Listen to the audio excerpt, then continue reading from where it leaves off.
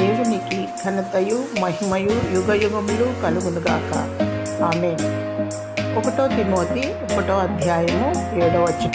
మన దేవుడు తరతరముల నుండి యుగయుగముల వరకు సమస్త ఘనత మహిమ ప్రభావములు మన దేవునికే చెల్లునుగాక.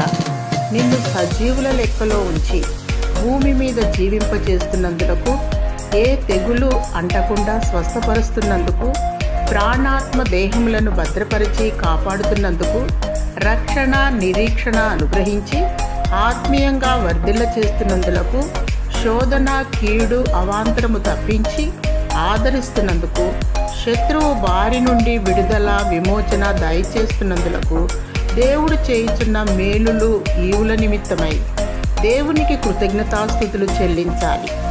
యోబు యెహోవా ఇచ్చెను, యెహోవా తీసుకుని పోయెను, ఆయన నామమునకే మహిమ కలుగునుగాక అని పలికిన రీతిగా సుఖమైన దుఃఖమైన ప్రతి దాన్ని బట్టి మన దేవునికి కృతజ్ఞతాస్తుతులు చెల్లించాలి.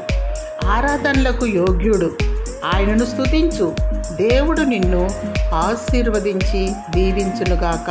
ఆమేన్.